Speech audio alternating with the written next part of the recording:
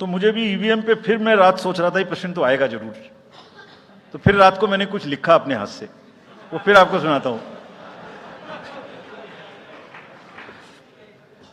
अधूरी हसरतों का इल्जाम, अधूरी हसरतों का इल्जाम हर बार हम पर लगाना ठीक नहीं। ये ईवीएम कह रही है, मैं नहीं कह रहा हूं। अधूरी हसरतों का इल्जाम हर बार हम पे लगाना ठीक नहीं, वफा खुद से नहीं होती, खता ईवीएम की कहते हो। ईवीएम्स के बारे में मैं बहुत बार बता चुका हूं, लेकिन ठीक है, आपने फिर क्वेश्चन पूछा है तो। और देश में एक ऐसा अभियान भी चल रहा है जिसको बताना भी जरूरी है, इसलिए मैं थोड़ा विस्तार में बता ही देता हूं। वैसे बहुत बार बता चुका हूं, 40 बार लगभग इस देश की संवैधानिक courts, high courts and supreme courts EVM के ऊपर में जितनी चुनौतियां हुई हैं उनको देख चुकी हैं। चुनौतियां किस प्रकार की हुई? ये हैक हो सकती है, चोरी हो जाती है, 19 लाख मिसिंग हैं, इसमें दिखाई नहीं देता है, ये कंप्यूटर से खराब हो जाती है, रिजल्ट्स बदल सकता है, मैनिपुलेट हो सकता है। हर बार संवैधानिक कोर्ट्स ने इसको रिजेक्ट किया है। क्या कहा है? कभी कहा कि इसमें वायरस लग ही नहीं सकता, no question of introducing virus. कभी कहा इनवैलिड वोट्स नहीं हो सकते, कभी कहा रिगिंग इज नॉट पॉसिबल, कभी कहा कि when there is section 61A in the RP act which empowers the use of the EVM, जब तक वो खत्म ना हो जब तक ये प्रश्न उठाना गलत है। कभी कहा कि EVMs are fool proof devices for counting and allegations of tampering are baseless. कभी कहा कि आप एक के बदले 5 वीवीपैट गिनिए, वो हमने शुरू कर दिया।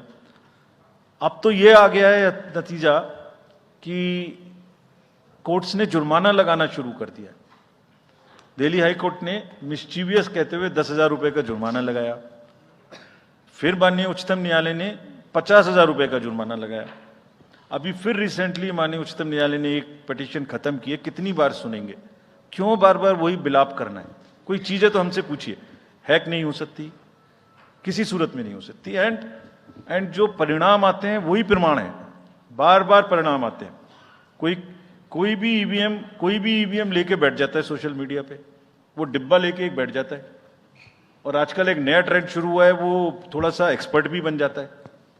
आजकल 1-2 एक्सपर्ट भी चल रहे हैं सोशल मीडिया पे, वो कहाँ की डिग्री हैं, कहाँ के एक्सपर्ट हैं, थोड़ा देखना भी चाहिए। वो बताते हैं कि ये डिब्बा है, वो टूल बॉक्स जैसा डिब्बा होता है, उसके अंदर में क्या है पता नहीं है, उसमें से एक गत्ते के डिब्बे में से एक स्लिप भी निकलती है।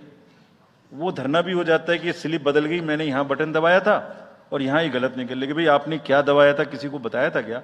क्या निकला, किसी को बताया था क्या?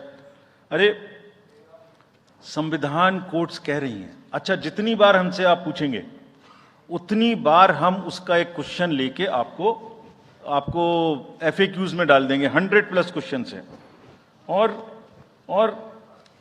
भाई, political parties have come into existence because of the EVMs. There are many smaller political parties which in the age of the ballot papers might have not come into the existence. It was the fairness, and the political parties know in the heart of their hearts.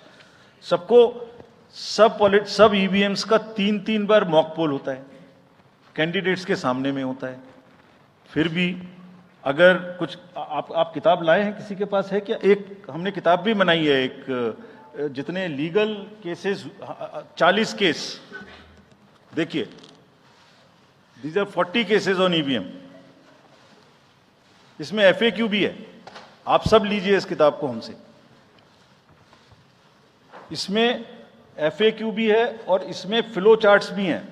देखिए, हमारी website पे है ये, थोड़ा पढ़ने का तो कष्ट करिए, खासतौर से जो एक्सपर्ट महोदय हैं, वो बहुत सारे एक्सपर्ट्स हैं यहाँ, मतलब कंट्री में कोई भी बन जाता है, किसी पे कोई रोक नहीं है। हमने इसमें चार्ट भी लगाया है कि कितनी बार सत्ता में रहने वाली पार्टियां ईवीएम ने बदल दी। तो मुझे भी ईवीएम पे फिर मैं रात सोच रहा था ये प्रश्न तो आएगा जरूर। तो फिर रात को मैंने कुछ लिखा अपने हाथ से, वो फिर आपको सुनाता हूं। अधूरी हसरतों का इल्जाम, अधूरी हसरतों का इल्जाम हर बार हम पर लगाना ठीक नहीं। ये ईवीएम कह रही है, मैं नहीं कह रहा हूं। अधूरी हसरतों का इल्जाम हर बार हम पे लगाना ठीक नहीं, वफा खुद से नहीं होती, खता ईवीएम की कहते हो। और बाद में गोया जब परिणाम आता है तो उस पर कायम भी नहीं रहते, आप ही के पक्ष में रिजल्ट आ जाता है। ये क्या बात है भाई? कितने दिन? EVMs are 100% safe, 100% sure. We know now in last 2 years again we have done large number of improvements. एक ईवीएम की नंबर जो भी किस बूथ पे जाएगी वो कैंडिडेट को दिया जाएगा।